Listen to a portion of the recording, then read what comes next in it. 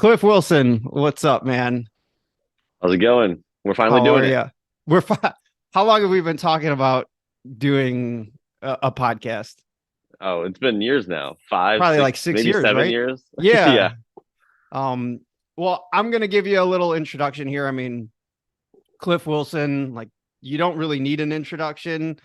We got bodybuilder, author, bodybuilding coach, public speaker. The list goes on. But the real reason that I'm having you on here is, yeah, all of that, which is great. Business owner. But you know, I know you as a best friend, and that's the real reason that you're here because um, we talk on a regular basis and we talk about a lot of stuff. And a lot of that stuff is not bodybuilding or like not much of what we talk about outside of work is bodybuilding. No, no. And I remember when you even first pitched this idea, I remember we were having a conversation in a car on the way to the show, and you go, "This should be a podcast right here." You go, "Just put a microphone in this car and just let us go." I said That would it be the have way to. to do I it. think I said something along the lines of it'd have to be heavily edited. Well, if we say anything too terrible, we could always go back and Just, I'll just give you ju- the just cut it out. right, right. So today, some of the topic.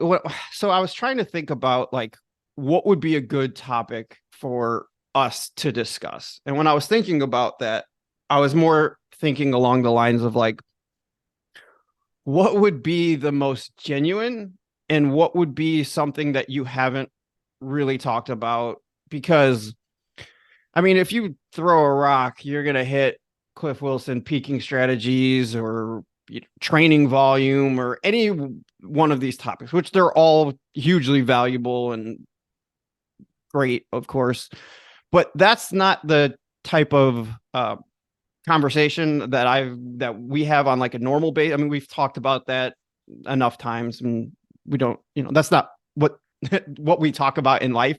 I think sometimes people think like we think about fitness like 24/7, but I don't know about you, but um, like even the content that I consume, by the time I'm done training, eating, cooking, coaching, I don't really want to think about fitness. I kind of want to think about some other stuff. And when I talk about topics and have conversations with people, it's usually not about just fitness or bodybuilding. So when I was thinking about something that we could talk about, I was just thinking about stuff that we normally talk about.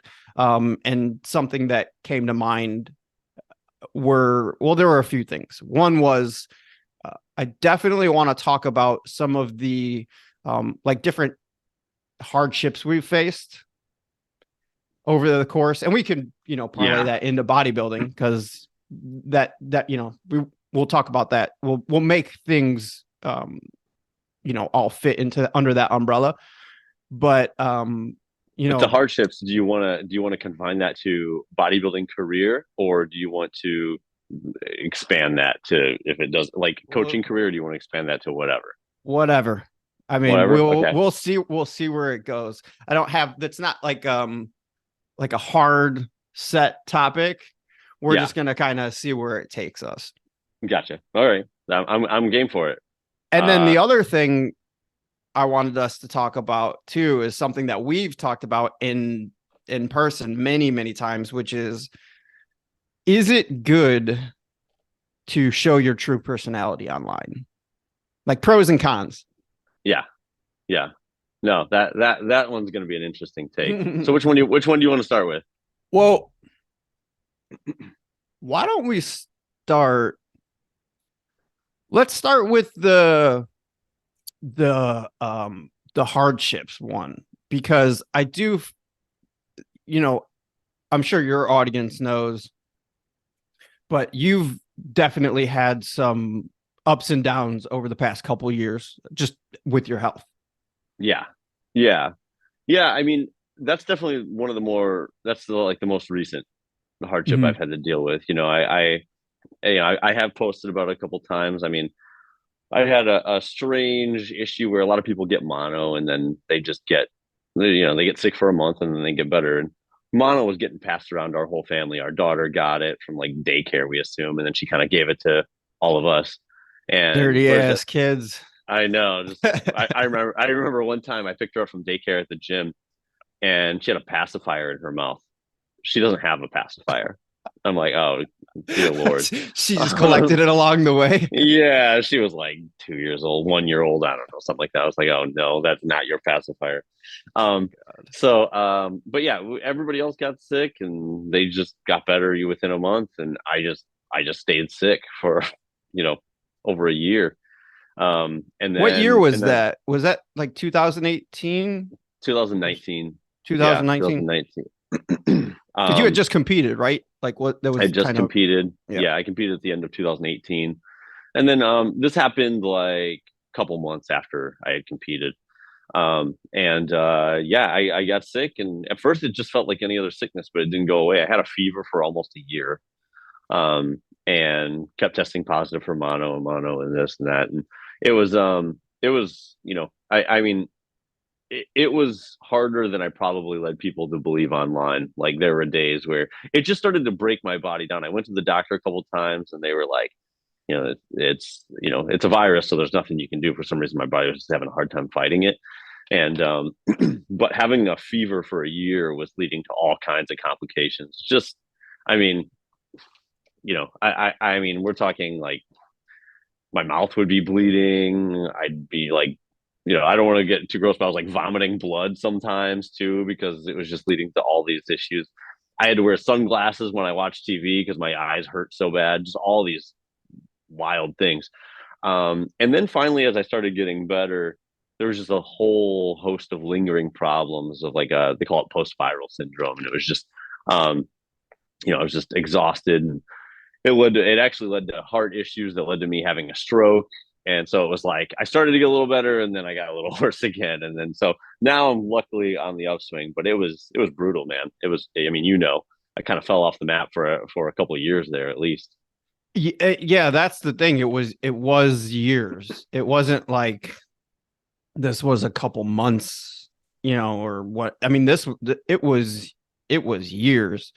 I remember so uh I remember when I think it was, I don't know, I was competing because Clip, you were still working. I mean, you were working through like coaching. You were still working. I know the training had to kind of like you were trying to train too. Like there were that's Yeah, the thing. I did go a full year without touching a weight. Right. I did Okay. go a full year. Um, I did go a full year where I just couldn't, that wasn't even possible. But then I would try to like do like, 15-minute workout one day a week or something like that after You, that, but it you know wasn't what's doing it. funny about that? So like whenever like a bodybuilder or someone who's like really invested in, we'll say bodybuilding, or even something like, let's say like a golfer, right? Like someone who's just, they love golf, and let's say they have to have like shoulder surgery. Their first question, hey, when can I get back on the course? Like a bodybuilder's like, okay, this like, when can I get back to it? So I people who don't spend, their lives, and also like it's tied to your career. So it's Yeah. all encompassing, it's not just like a hobby, it's like life. Like it's a big part of life is training, bodybuilding. And so taking time off, and under like you're being forced to take time off by your health, and then also working with bodybuilders every single day, that Yeah. had to have been really, really difficult. When I was at my worst, it was the missing bodybuilding part was not very difficult just because I was so unhealthy that like the idea of even training wasn't even possible. You know what I mean? Like honestly, I was so sick that trying to get back in the gym just didn't even cross my mind. I was like, I need to be able to like you know, I mean, carrying on a conversation was difficult enough. Um, Yeah. and honestly, there were points where I thought I was dying. Just like, yeah, I mean, I just, my body was breaking down in so many ways. And yeah, I even went through a stage too where I was having like, having liver problems too. And so I was like yellow too. So I was like, honestly, sometimes like the question of can I train kind of took backseat to like, am I going to survive? Yeah, And it's so, kind of like when um, you're when you're sick and you're like nauseous and you're like, I would give anything just not to be nauseous. That's yes, yeah. it started to become more difficult once I started to improve. You know what I mean? Like, then it was like, okay, I'm getting better. Can I go train? How much can I train?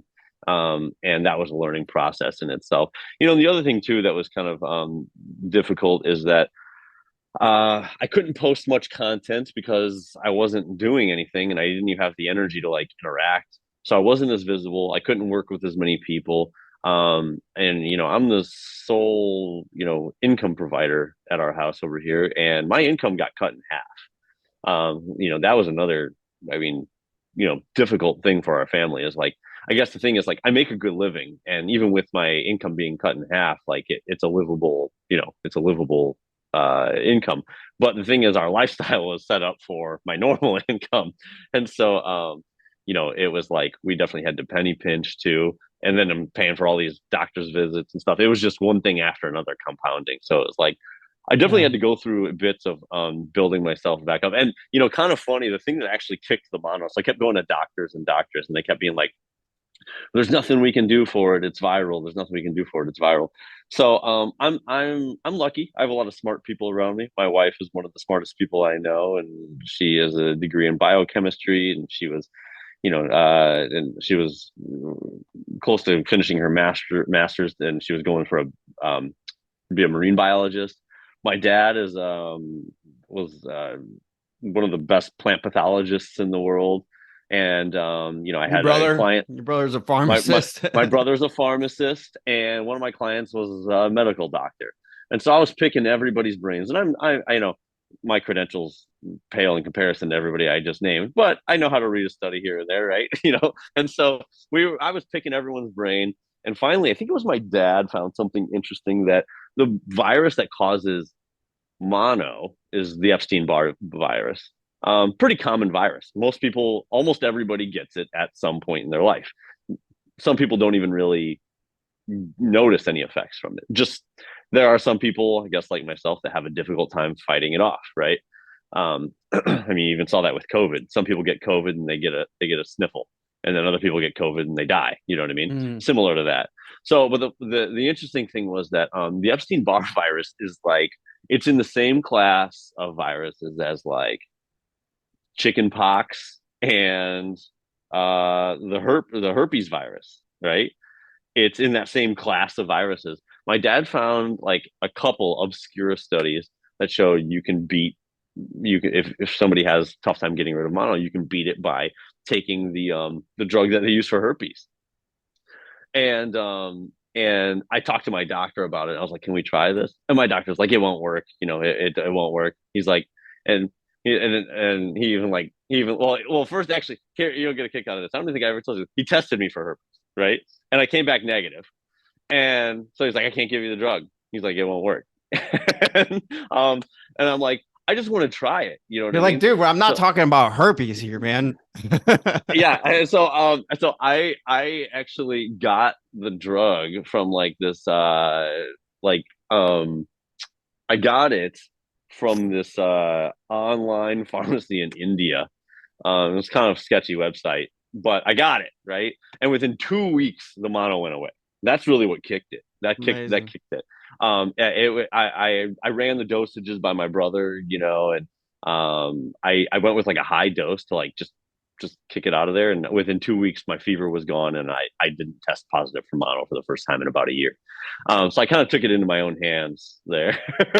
um, Crazy. and so every step of the way, it's just been kind of like figuring out my own way of doing things. And it was kind of funny around the time COVID was happening, the whole world was kind of shut down. And I was hearing people arguing about whether or not you should take vitamin D and this and that. And they're like, you wouldn't take your you wouldn't ignore your doctor's advice and take, prescribing into your own hands. I'm like, well, I actually just did that exact thing.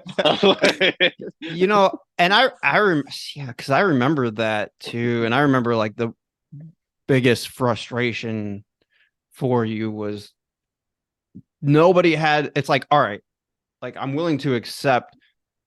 I remember, well, I remember a time where you were like, I'm willing to accept living a shorter life if I could just live life. I remember you said that to me. Like Yeah, there was a point where you absolutely. were getting so little answers that you were just saying, I'm, if this is what I need to do, and I just need to go live life, and do whatever I need to do with these symptoms, that I'm willing to shorten my lifespan because I'm kind of done just like resting. Yeah, they kept telling me like I need to rest, I need to rest. And well, I mean, the big thing was getting on the antivirals helped a ton. Like it just completely knocked it out. But then I was left with a whole bunch of symptoms afterward, right? Like just the heart issue was significant. And like I said, I did have a just a super minor stroke, but and I just had all these side effects. I mean, just constant fatigue, my eyes hurt. I was constantly having like kidney pain and stuff. My spleen was still swollen too. But I kind of just got to the point where I'm like, I'm gonna just do the things that I do and just deal with these things. Do you know what I mean? I think sometimes, I've known some family members that had like some chronic illness issues, and they kind of just backed away from life. Um, you know, and that's not me blaming them. Do you know what I mean? But like, I've had some family members where it's like they were really lively, when I knew them growing up, and they were full of energy and all of that. And then they had some sort of chronic illness or injury, and then it's like they were a shell of themselves, which is a common thing. And I kind of was like really determined to not be that. I was like, I think I even told you, I was like, fuck it, I'm just doing it. You know what I And mean? plus, I don't like you care. had Monroe, and you wanted to. She was like, I mean, she's a bundle of energy. You wanted to play and Yeah, my be a daughter's a dad and hyper do all one. those things. Yeah, Yeah, I and like. I even told Haley, my wife Haley, I was like, I just told her, I was like, I'm just gonna do all the things that I want to do, and I'm gonna be exhausted doing it. And if I just collapse in bed at the end of the night, then just that's where I'm at. You know what I mean? Like I'm not gonna just sit and wait to feel better. I remember when we went to. I was competing. I think this was in 2020 when I competed. Yeah, Yeah, yeah. This was in yeah. 2020, and we were at a show, and you came to the show. We competed in Chicago, and you were willing to go, and you weren't feeling well, and you were, um, I mean, you would have had to stop and sit down and just take a minute. You weren't not complaining or any that's the thing. You didn't ever complain. You never complained, and you were always very positive. And you always had and sometimes I would be like, man, like how are you, like, I didn't vocalize it, but I was like, man, how are you staying so positive right now? Because it had been, years at that point. And I was always really like impressed by that. And you would stop and just take a breather, sit down, and just gather your energy before picking back up again. And I remember always I mean, I was worried there were times where I was worried, because there were things that you said, that were worrisome, and sometimes it's, especially like now when we're training, and I can't tell a difference, from where you were before, like with the training, the intensity, the style, how hard you're training, and I mean, you're just normal you again, It's and getting close. Yeah. yeah, I mean, I'm sure there's things that you can tell, but nobody else would be able to tell it at this point. And sometimes I don't think many people, I don't think many people would have been able to like come out of that and still, I mean, have a thriving multiple businesses and training again and just kind of doing all the stuff. It's like that's kind of the stuff we're talking about. And I think you and I are really similar in that we don't really tend to like to talk. Like one of the reasons we're talking about this right now, and we're kind of talking so openly about this, and I'll talk about some stuff too. And one of the reasons I feel comfortable asking you these questions like publicly is because you're on the other side and Yeah. you've gotten through that hump, and we tend to internalize things while we're in them and just kind of like, let's get through it, not like, yeah, make it a big spectacle. Let's get through it and then kind of talk about how we Yeah, overcome it. man, social media has definitely skewed people with that stuff. Is like, I guess because what you're talking to people about just out in the world, right? Or online, whatever you're choosing to speak about, that kind of becomes part of your identity. You know what I mean? Like the things that you're choosing to speak about. And I think people get caught in these loops where it's like they're constantly talking about their hardships at the moment. And I have taken the approach. I mean, I don't know why I took this approach, but even like when I went through some stuff as a kid, I always kind of took the approach of I don't want to be a person that is known. I don't want to be known as a person that's like going through things. Does that make sense? I want to be known as a person, and this isn't necessarily about how other people view me. It's like how I want to view myself. Um, I'm not a. I don't want to be a person that's always going through something. I want to be a person that's What do you think um, that is? Like, why do you think it's about the reassurance and like the dopamine?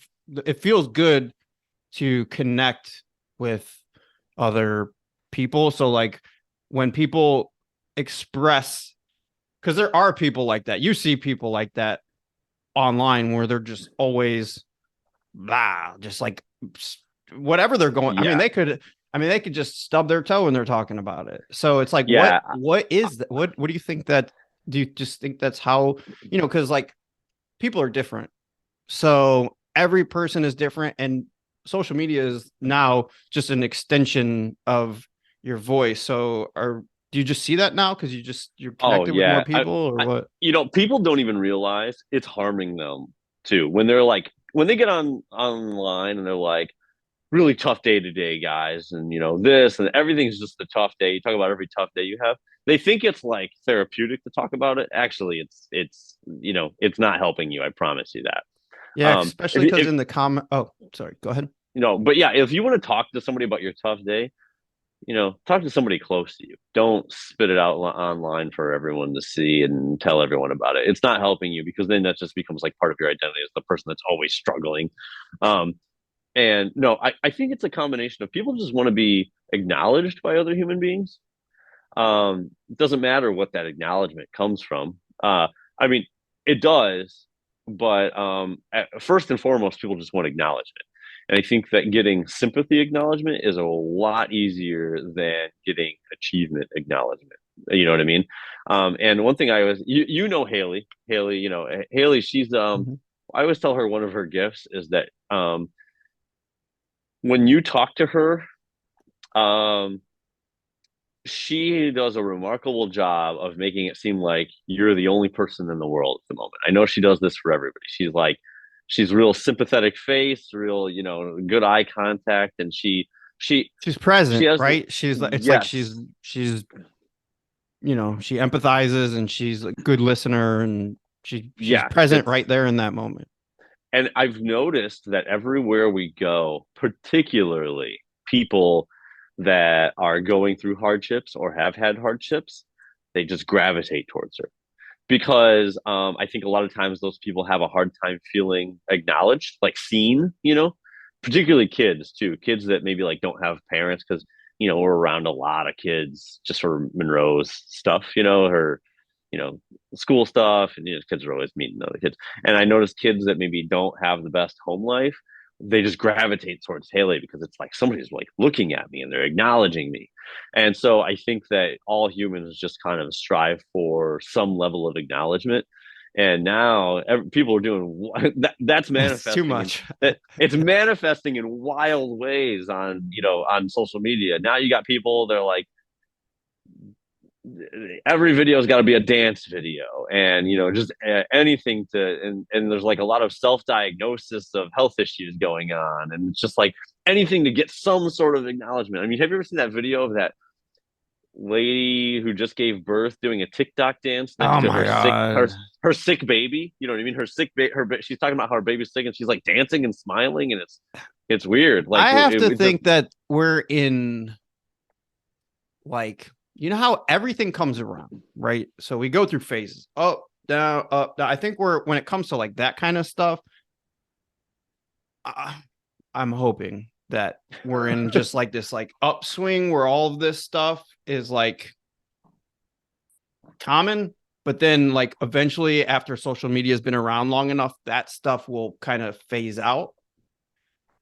Just being optimistic, but even like going back to when people do that, like even the comment section of people saying, "Oh, it's okay, you're gonna," that reassurance. I feel like that can be detrimental because you're just always gonna have sympathy at your fingertips. And one of the things, like, I have a hard time if I do, like, sometimes I do want to post like something a little bit more, I would say, vulnerable or whatever, but not for the reason that I want like the attaboys, more for the reason like I think that this could help somebody else yeah. who's going through it.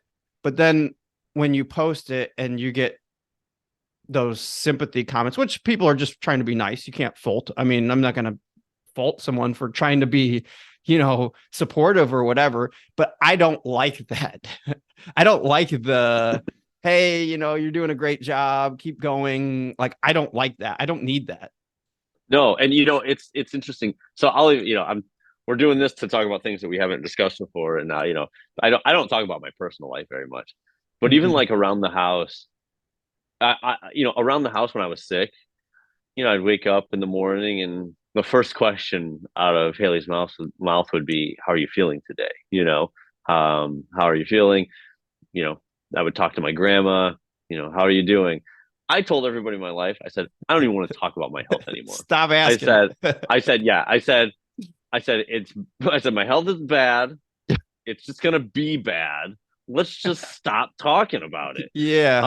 I was like, it's, at least for me, and maybe this falls into like a stereotypical guy, but I just don't want to talk about negative shit all the time. You know what I There's mean? a Like, time and a place, right? I mean, at yeah, some point, like, sometimes let it out, but then like yeah, let's just get back to business, get back to life. And I'll even tell some of my clients that sometimes they'll go through something hard and it's going to be an ongoing problem, whatever it is. You know what I mean? And it's just like, all right, let's talk about it. We talk about it, but then I don't want every week to be about that. Like, you know what I mean? Like then it's like, hey, we vented a little bit. Now let's get back to our business. And yeah, that's kind of how I am. I was like, I just don't want to talk about it. I was like, I don't want to talk about health issues anymore. I don't want to talk about me not feeling well. I kind of started to treat, so I adopted a thing in my previous contest preps that helped me. I've told you this before. I stopped saying the words in prep years ago. I stopped saying I'm hungry and I'm tired. I was like, I'm not, those words are not coming out of my mouth. Because I noticed in like the earlier preps I did, like, my first couple of preps, I was just saying I'm hungry, I'm tired, like all the time. And I was like, I gotta stop saying that. So I was like, I'm not saying those words. And so I adopted the same um principles for when I was recovering from being sick. I was like, I'm not gonna say that I don't feel well. I'm not gonna say I'm tired. I was like, and I even the wake up call for it was one of I guess it was a wake up call because I'd always kind of been known as somebody with high energy. I've been a high energy person and I got a lot done. A couple of Monroe's first words were "Daddy's tired and Daddy needs a nap." Um, I remember you told me and that. I was like, I remember I heard her say say those early on. I was like, oh no, this is not about to be who I am in my daughter's eyes. So I was like, I'm not saying, I was like, that's it. I went into prep protocols. I was like, prep protocols are enacted. No more saying I'm tired. No more, saying I don't feel well. Like it just is. And I'll be honest with you today. I mean, I'm doing a ton. Um, I'm working as many hours as I've ever worked in my entire career. I have periods where I go up and down. Um, the energy is not the same as it was.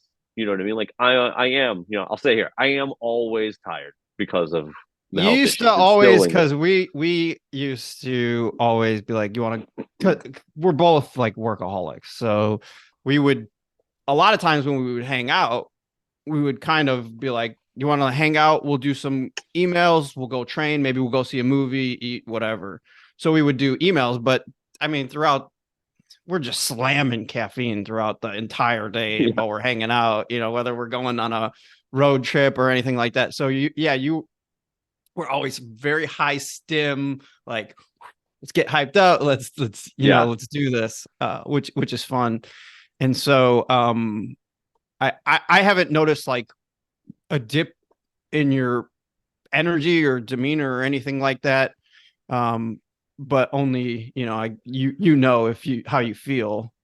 Well, I know that I've gotten my outward appearance to where it was, right? Mhm. But it takes a lot more. It doesn't flow naturally anymore. It takes effort now. I've told. But I mean, we were, so we're all both like very introverted in terms of like natural energy. So like we, we're very similar in that we can be extroverted. Like if you put me in a wedding scenario or something like that where I need to go visit and small talk or whatever, I could do that as good as anyone. However, it drains my, if my body is like, like a phone battery, Yeah, I can start like on green. By the end of that wedding, I'm gonna be at red. Like you need to plug me in. And so I remember when you and I were at a work function, uh, and we were staying at a hotel, and there was an event. You know what I'm talking about? yeah. I know what you're and talking about. Yeah, and so the event had, and with that battery, I will say, like the people, even if I'm around people that I enjoy, the battery still drains a little bit just because like I recharge when I'm completely alone. yeah. But it definitely, because like an extrovert will like their battery turns, they may start at red or yellow, and then when they It get fires them around up. people, they're up to green. So but when I'm around people that I enjoy, my battery does not drain nearly as much. And so we were preparing ourselves because we needed to go to an event, and there's just With a going to be lot of people. a lot of people, and there was going to be a lot of small talk and a lot of like just, people that you don't know. And, there was a lot of partying going on, which neither you or you've never drank a sip of alcohol, and I don't No, drink. So we're just gonna be like going and doing this just on our energy and caffeine. So the event started, and we were in the hotel room, and we were just doing emails, just hanging out, and then I'm gonna, I think our strategy was show up fashionably late. That was what yeah, we said. We were going to be fashionably late. and get seen like we were there, and then be on our merry way. Yeah, Perfect. And so like 1 hour goes, like, we're sitting in the hotel room, the sun's starting to set, and we're like, man, we really got to get going, get to this thing. And we start planning like in advance, because we're not going because we are not going because we don't want to go, but we're going because like it's just not our scene, man. And so we're like, all right, let's make sure to find this person, this person, this person, this person, this person, so that way we're seen visibly by all of the people we want to be seen by. And so then we let's can just get hit on the road, because I think we that. had a long drive back anyway. Yeah, Yeah. And so yeah. we kind of like put a little game plan approach. And when we went in there, we're like, all right, let's do this. And I think we split up. We're like, let's split up, meet back here, so that way we can get double the faces seen. Yeah, yeah. Go make our, and then because like if we're just sitting there talking to one person, that's one person. Like we could get two of these done at once. So like let's go put this approach together. We put a little strategy together. We went in, got it done, and then hit the road. And then yeah, we're both very similar in that like that type of stuff can really be draining. Yeah, and I think that's like another, I mean, if you want to talk about like fitness obstacles, a lot of fitness people really enjoy, going out and being seen. Not that that's wrong. It's just that you and I are different in that manner. Yeah. And sometimes it does make it challenging because people don't understand that. They think it means like you don't like them or something like that. That's not the case. It's just that it's just so draining. And so like, sometimes I think people think I'm like, especially when I get invited to do like these speaking events or whatever like that. I finally just started drawing a hard line. I'm like, hey, when I go to a speaking event, I'm like, I gotta have a hotel. You know what I mean? Like I can't be staying with other people because it will just run me down to Do zero. people like invite you to stay at their house? Yeah, they'll invite me to stay at their house or like, stay with other people or whatever. I'll even just be like, I'm just gonna pay for the Like hotel for share myself. it. Like I Do you gotta ever get back. wonder? Do you ever wonder how people like how do you have just like a ton of friends, like a ton of friends? Like how do you have like you ever meet someone that just have a ton of friends? Like how I one thing is I have really close friends and family, but that's like I don't have like a ton of like really good friends because I don't know how that you could spend that give that much energy towards a friendship and like nurture it the way a true friendship needs to be nurtured, because like you go to a friendship, like when I in a friendship, like I'm like I give to that friendship, it's important to me, and time is something that I give.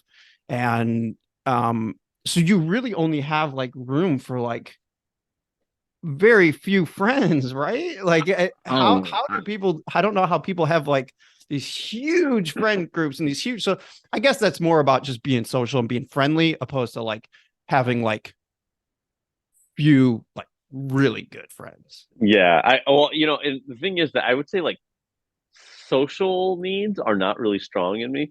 I remember one time where I was having a good stretch where I was just like getting a lot of work done, and I remember just kind of feeling pretty good. Feeling pretty good, I was like getting a lot of work done. I was working on some projects that I enjoy. I wasn't like killing myself, you know what I mean? I was just doing my thing, right?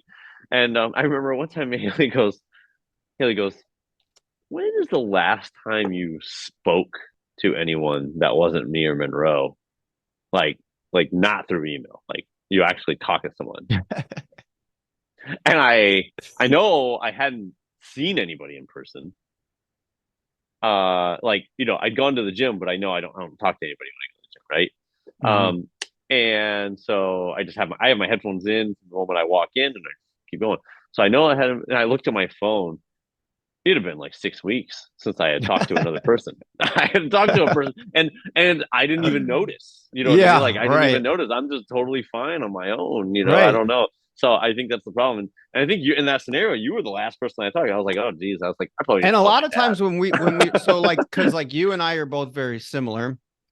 In fact, sometimes we'll say things like, we should probably get together and do something outside of like going and training together or whatever. We'll be like, well, we got to come over see the new place, or come over. I'll come over to your house and we'll have dinner or pizza, or, whatever. We'll be like, we should do something a little bit more human, like instead of like, because we're both so happy just doing what we're doing, and then like doing that together. Like so, like why would we could do that, or we could like why don't we just meet and train? Plus, we talk every day now through Unrivaled, but we talk every week at the very least for the past Yeah, 10 years through coaching. So it's like, yeah, so sometimes we say like, you know what, we should probably do something outside of work or anything like that, just so we can like check that human box. but we say that, and then we see each other at Christmas.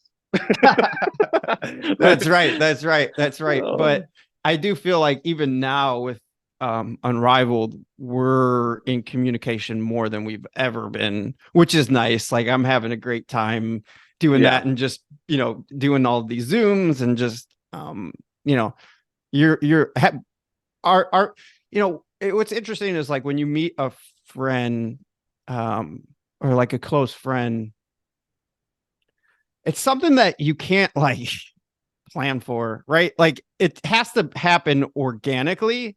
You don't really go out being like, I'm gonna go meet a new best friend today. No. Like you're Well, doing something and it just kind of like happens, and it really only happens like you know me, I've had the same like core group of friends since like elementary school. I think I'm just someone who like if I find something I like, I stick with it for the rest of my life. yeah. Um so but you really only meet like a person who stays in your life permanently probably like once every 10 to 15 years. Well, I was like, I was almost, I was like, what, 30 years old when we really kind of started to become friends, Yeah, 30ish. something like And that. the funny thing is, I lost touch with, I mean, my friends from high school. I was just kind of focused on, business and all this. So, like, I went my whole 20s with no friends. Like, I just, you know, it's not like I couldn't have made friends if I wanted, but I Yeah, just was like, hey, I'm doing my thing. right. And you and I didn't, I think you and I, for those that don't know, I coached you to your first show, and we started to become friends actually on the way to and from your first show.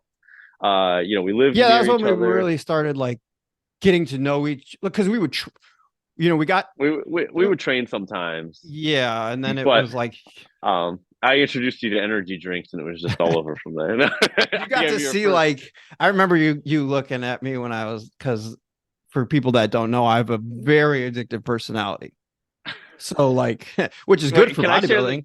this Oh from my yeah. perspective? Yeah, of So yeah, course. you were telling me how you have an addictive personality, and I guess the thing is like I know I have that same mentality, but I didn't see it in you. Like, you know what I mean? You were like telling me how you just get really into things if you like them, and then and I was like, I just don't see it. And so then we went to your show, and we had like a 4 hour drive back.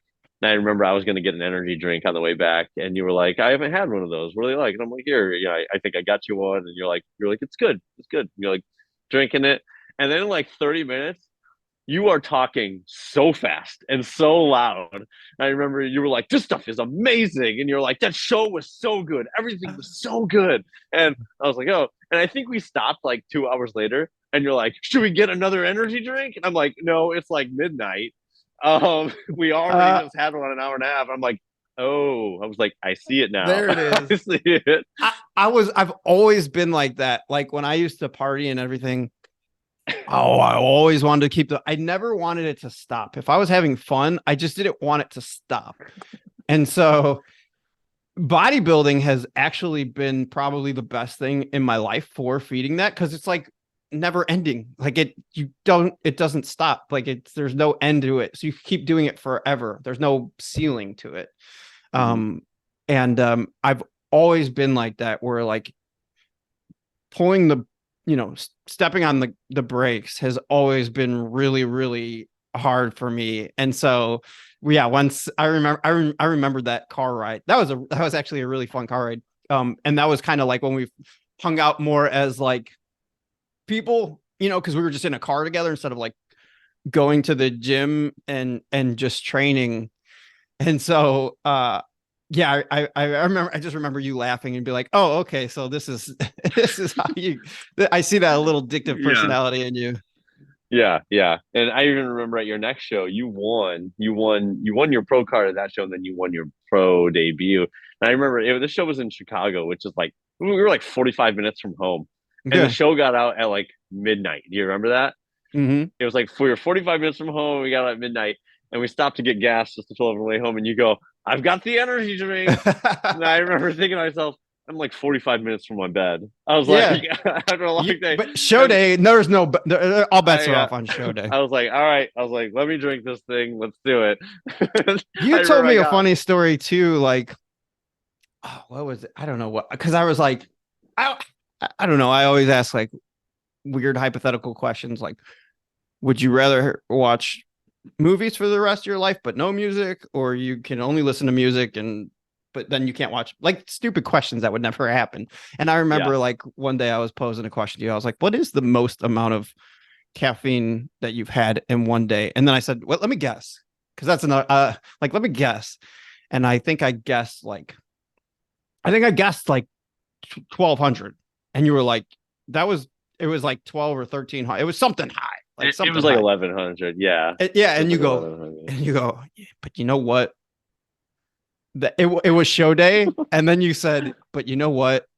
That last 300, the shows were done. I didn't even care. I just did that because fuck it, I wanted to." Yeah. Well, I guess this leads into like your second question of how much of your personality is good Yeah, to show online. You know what I yeah. mean? What are your thoughts on that? So I got a couple thoughts on it. I think could be good for some people, and I think it could be bad for some people. It depends what you're going for. So like for me, I would always kind of say like there's pros and cons because for coaching, I'm like, I don't look by nature, I'm very goofy and I'm laid back and I like to joke around a lot, like even in inappropriate situations. And I don't know like how that lends itself to coaching because like people are the way I've always thought about it is people are trusting you with their body. So do they really want to see you joking around, cracking jokes, like being goofy, like being playful, like, because what I put out on coaching, like, is like on Instagram and stuff like that, is very informative or related to body, but I don't just be me how I am, in my daily life. And so I think that it could be bad for business if you're just sitting there because that's like the main reason I'm on Instagram is I'm promoting business. Like it's all funneled back to coaching. So I think that would be bad for people to see me just being all kooky and crazy, or not crazy, but just being my true self. Um, Whereas if your business wasn't coaching or something that was a little bit more linked to your personality, Yeah. then I could see where that would be really beneficial because I think people can connect more. I think you're more relatable. Yeah, if you want to And be a social media personality, then if you show want to be a your social media, yeah, we've kind of used this example before, but like you don't want to see your accountant online doing TikTok dances, you know? yeah, you want them to be crunching those numbers.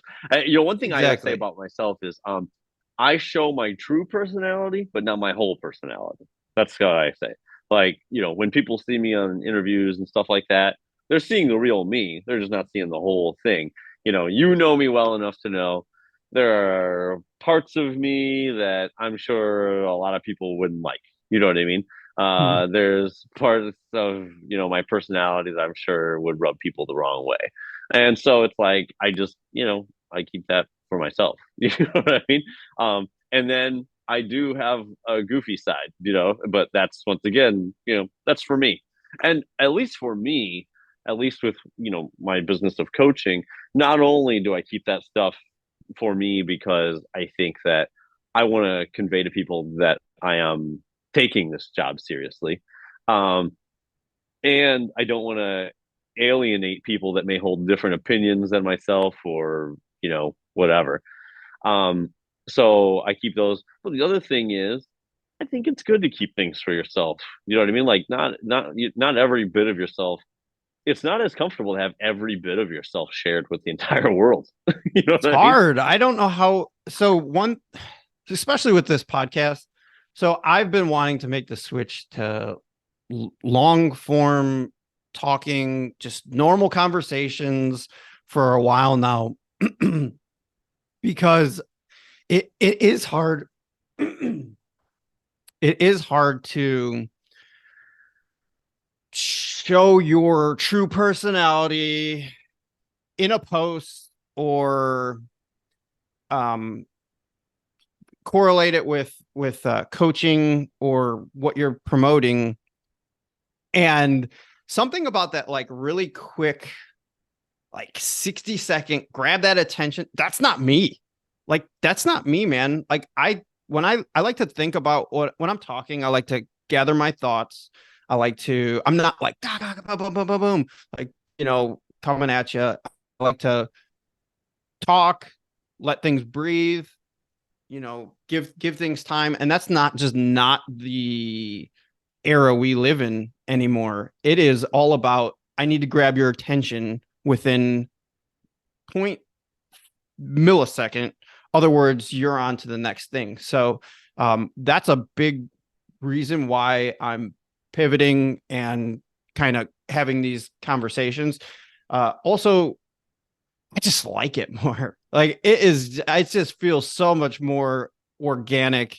And I could just be me and just talk to people that I want to talk to. And that's just more in line with my personality. Something about that, like really quick, even like holding a phone up and talk, I lose my train of thought really easily that way. And I don't know if it's because like I'm something about seeing my own reflection is like off-putting. Like it's like I don't know what it is, or if it's seeing that like you only have there's a timer, so it's like you got to get all your thoughts off. And I'm a little bit more like more long-winded than that. When I talk, I have more to say than that, and the way that I say it and the way that I talk just takes a little bit longer. So I've just never been good at that, at doing that, and I've never liked it. No, and I don't know. In general, I even tend to give longer answers to things like, if you give me a topic, I could probably talk all day on it. Because also the other thing is I find difficult about social media is that it is difficult to convey nuanced takes. I get people in my inbox every day and they're like, I want to help you with your short form content. I'm like, my entire approach to life is nuanced, right? If this, then that, maybe this, when that, you know what I mean? I was like, I can't give anybody concrete answers in 30 seconds. You know what I mean? Like, Yeah, I mean, right. I can't give you an answer within 30 seconds because I'm not here to focus on my entire being is centered around what is best, right? What is the absolute best approach? And the thing is, there's no one best approach for everyone. And so I can't give you that in 30 seconds. So yeah, I tend to not play that game. And it is funny too, because I do think that I do show parts of myself, but people that meet me in person often tell me they are surprised at how different I am in person than online. Um, Do you think it's good to show your true personality online? Like, what it's is a it's like parts of pro it. and con? Like, what do you think? Well, it depends on what part, right? I convey the side. I'll use myself as an example. And sometimes I don't show parts of myself, but I talk about parts of myself. Mm. Um, so I show the side of me that is analytical. Sometimes I tell jokes here and there when I do, podcasts and stuff like that. So I think people see I enjoy some wit. You know what I mean? But I'm definitely not It the type that's going to be it like, depends on the joke. yeah, yeah, yeah. Throw a good It's hit dad and miss. joke in there every once in It a while. I am known around these parts for the dad jokes. Um, I don't And that was show. before you were dad too. So Yeah, I was born for this. Um, and so I don't. But I mean, it's not like I'm in person dancing around for my family. Do you know what I mean? Like that right, part is not. I'm not doing that. right, But I will definitely tell a more crude joke in person. Do you know what yeah, I mean? Like, for sure. I tell a lot of jokes that are not fit for public consumption. You know what I Yeah, mean? yeah. I have that sense of humor. Um, I I just don't think all of parts of me. I talk regularly about my competitive side. I am hyper competitive. I say that, but I don't always tell what that entails because I think sometimes my competitiveness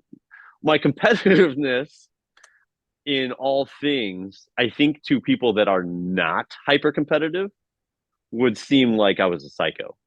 You know what I mean?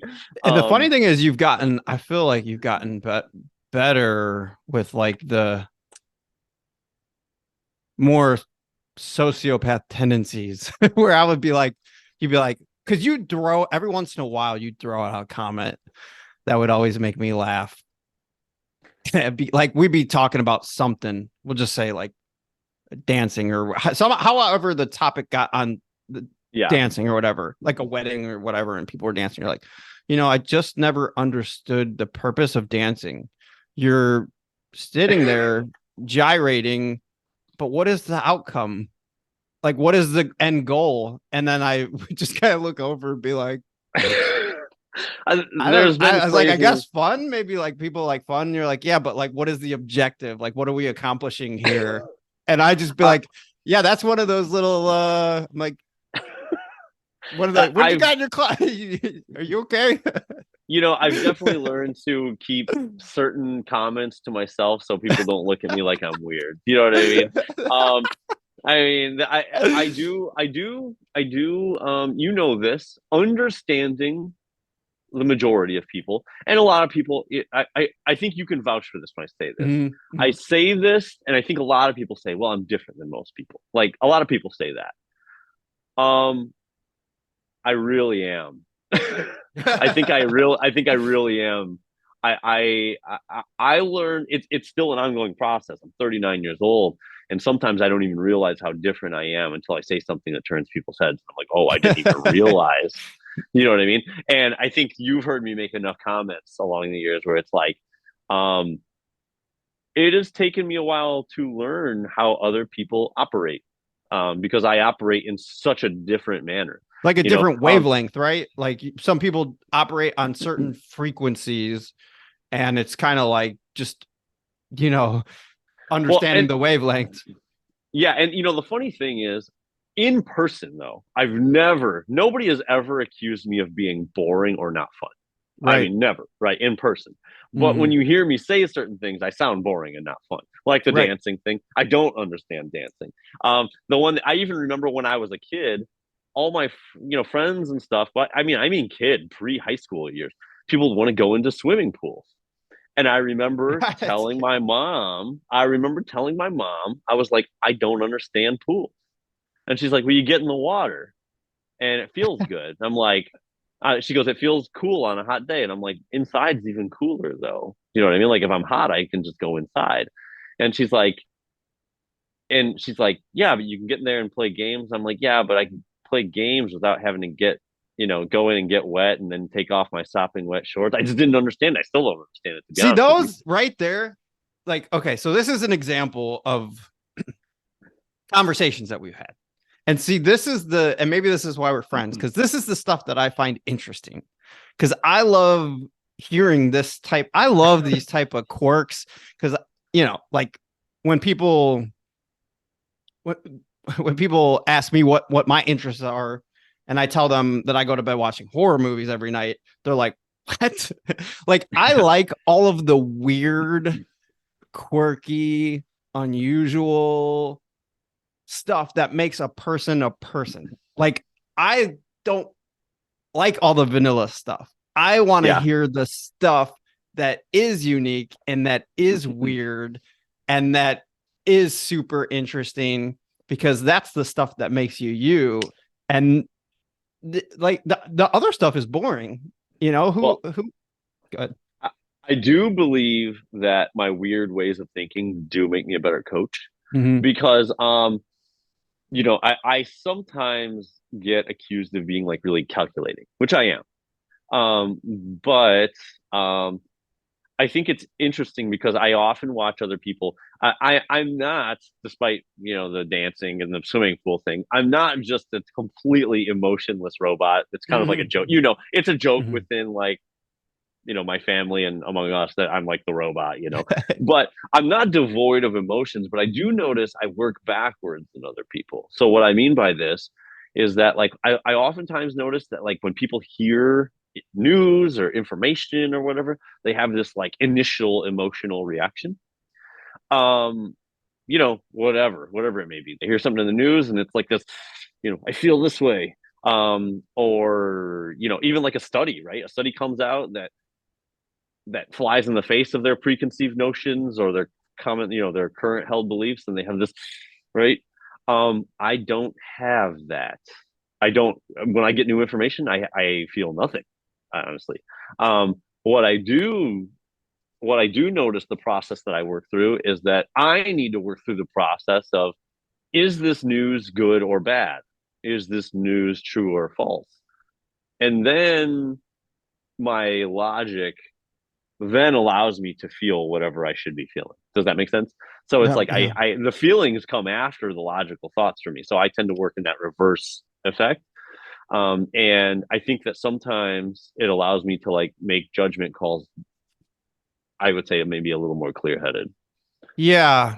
And I feel like the world could use more of that because everyone is so quick, not just to, with information, everyone is so quick to come to a conclusion or a judgment, or they just shoot from straight emotion. Like, I feel like being able to sit back, think, not get emotional right away is such not a gift, but like, well, maybe it's a gift, it depends on the person. But I feel like more people, the world would be a better place if people weren't so reactive. I feel like people are so, especially today, like everyone just reacts right away. They don't stop and think, and once again, that's kind of like why I like the long form. Even email, I find to be like a really great way of communication because it just gives you time to sit back, think about your answer, write your answer, edit your and just present the best answer with the most amount Yeah. of thought behind it, which is why I love email as my preferred way of communication when it comes to coaching, because you can really sit with the answer, analyze it, and then present it without that like reactive. I mean, because who's never not been on the phone or something? You're like, man, or in person, like, I wish I would have said something different. I wish I would have taken a little bit more time to come to a conclusion on that, or just present my thought in a different way. And I feel like email works really, really well for that. Phone call coaching is vastly inferior. It really is. I mean, every client, I tried doing it in my early part of my coaching career, and people that utilize phone calls, I was like, these results are terrible. Really? Yeah, I mean, it's just, I stopped it because I was like, I'm not going to do poor work, uh, because once again, people forget things, you forget things, the client forget things that were said. I don't have time to think about what this person needs to here, and then it's like, and then also it usually devolves into less logistical talk and more feelings talk. And the problem is that, we're coaching involves a little bit of therapy, but it shouldn't be the primary. You know what I mean? Like we're still in a logistical endeavor. What changes need to be made to the diet? What changes need to be the training?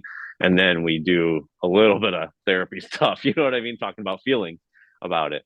But it's like I just think that there's too much left up to chance in the phone calls, and so I just stopped doing them completely because I was like, this is just not effective. Yeah.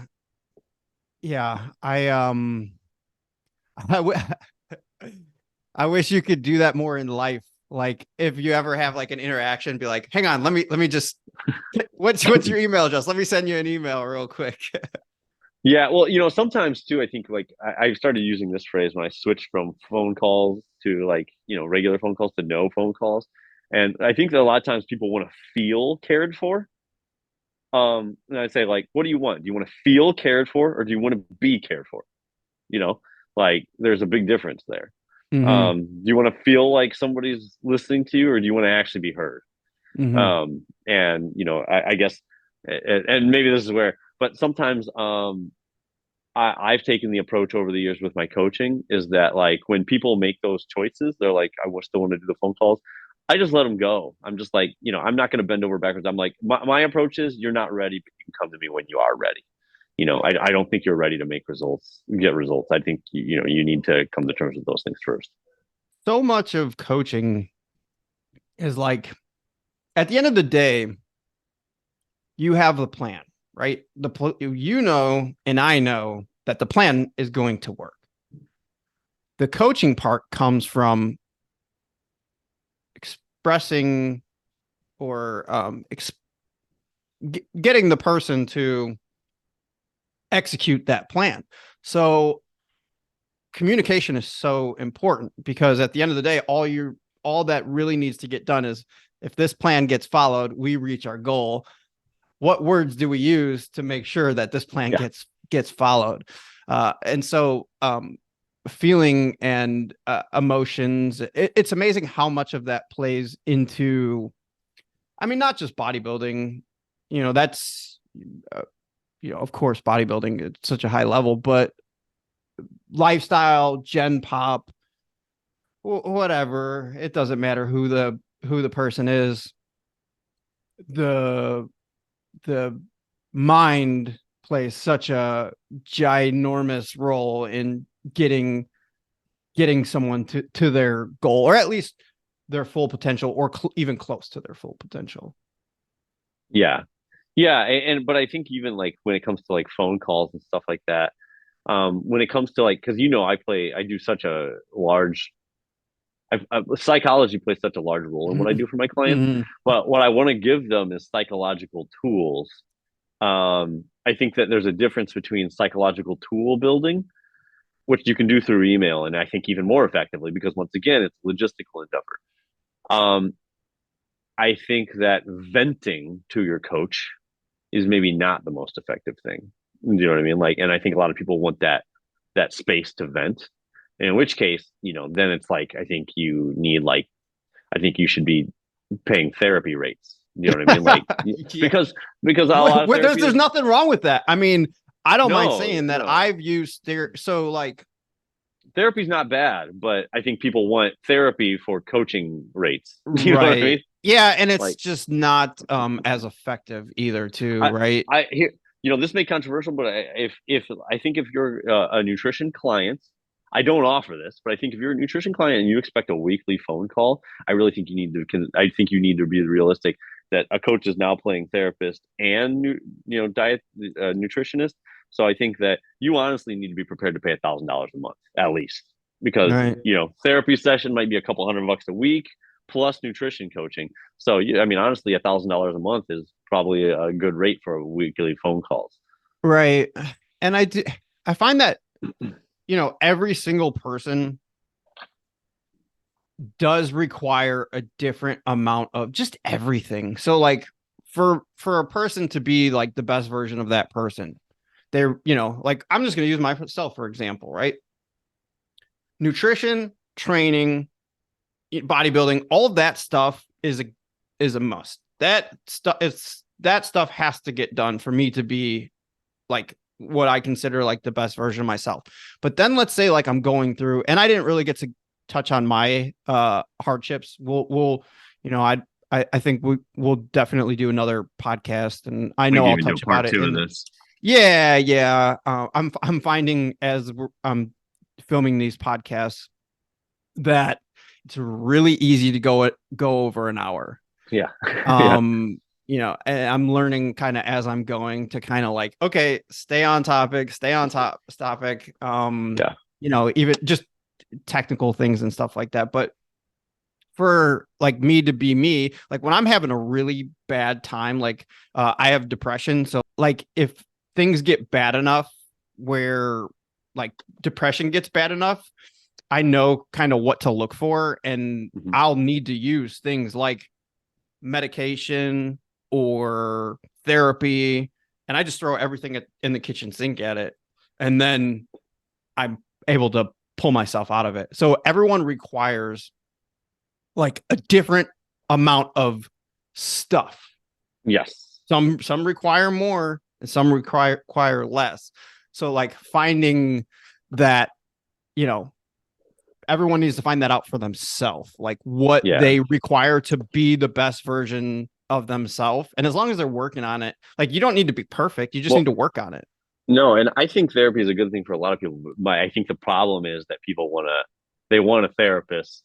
Yeah. They want they're like, I need a nutrition coach, but then they want them to do therapy work as well. Do you know what I mean? It's like, hey, if you want to get Yeah. on the phone and vent to somebody for an hour or a half hour each week, like I think you really need to be paying them therapist rates plus nutrition coaching rates because Yeah. that's what they're doing. They're doing double duty. You know what I mean? Um, Yeah. I And have never done phone calls with people that does not devolve into therapy work. I mean, that's just what it becomes. You know what I mean? Because emails in terms of training and stuff like that is like, and then even the nuance. The other thing too is like, so even okay, let me put it this way: there have been some situations where it doesn't involve in therapy work, but then people want these like really in-depth answers for the reasons that you are doing what you're doing. And I think coaching does involve a baseline level of education. Hey, here's the reason I'm doing this, whatever. But when you're jumping on the phone call and you're doing long, explanations for things, there's a difference. There's also a difference. So therapy and coaching is different. These are two different things. Also, coaching and education are different. Do you know what I mean? Like, I run the mentorship course, very different things. With coaching, I need to give people the baseline level of reasoning for what I'm doing, but to go into the in-depth answers is really long. So it's like, if you need to go to school, that's also a different thing. So it's like I always tell people, coaching is not therapy. Coaching is not an educational course. It's just got to be coaching. It's about getting you to your best. right. And that doesn't mean like you don't want to hear if something happened. And it's normal for stuff to happen in life. But when you have someone that is every week is so look, life should not be that eventful. It just Yeah, shouldn't. Like when you have your shit together and you're, you know, doing this for the long term, life tends to be rather uneventful and then shit happens. Not shit happens every single week and yeah, then every once in a while it's uneventful. So when I find that is happening, it's like trying to focus on like, okay, we need to get your life like to a point where it's uneventful and then the normal shit comes up yeah, because some people just live these very like tumultuous, like every week it's something, and that's something like even if that is your life, sometimes it's like, okay, if that is your life and you do have that chaotic life, whatever it is, if it's your job and you're not going to change that, then you need to figure out a way to just get your stuff done with that chaotic life if we're going to get yeah. to our goal. So, Totally agree. yeah, we could definitely go on about that topic, but I do want to keep things to a tight amount of time. I think we could go on forever, man. So, Well, I do. Oh, go ahead. I was gonna say we'll plan to do it again. Yeah, there's definitely more that we can talk about. I have a list of topics that we could go down and rabbit holes that we could go down, but I'm going to promote Unrivaled. We didn't talk about Unrivaled. First, is there anything you want to promote? I'm definitely going to promote your Instagram, and if you're not following Cliff, you should be because he posts uh consistently, and he posts a very thought-provoking. You have a really unique way of looking at things. You use a lot of analogies, and a lot of just really thought-provoking. Like you said, you're into the psychology of it, and that shows in your content. And you have a really unique way of um, engaging people and getting people to think about what they're doing. Oh, I appreciate it, man. No, I mean, as far as things I want to promote, just we are doing, we have. So I've always been like, I've always kind of been working off of a little bit of a wait list for my coaching. But now we have the Unrivaled coaches, which are gonna, kind of frees us up to take on more people. You're one of them, so it's like we have that, and then the mentorship course that I run now. But basically, I think I just encourage people to follow along with what I have going on. And if you see something you like, reach out to me. Perfect. And I will I'll put all that information there. That way people can find you. And I will also link Unrivaled because uh we're getting towards the end of the season right now. The show season's coming to an end, but the Yeah, time to start getting ready for next season. If people do reach it's like out, here. it's here. It's here. It's Yeah. now. And so if people do reach out and they want coaching, with Unrivaled, they'll be able to get a full team behind them. We're all involved. You're involved. We're always talking. We're always going through and discussing different approaches and how to get people to their goal in the best way possible. So, dude, I'm finally we got to do a podcast. I'm really happy we were able to jump on and do this. I'm really looking forward to seeing where this thing goes, man. Yeah, I'm excited about it. me too. I appreciate you having me on, and I look forward to doing it again. All right, we'll talk Awesome. soon, man. All right.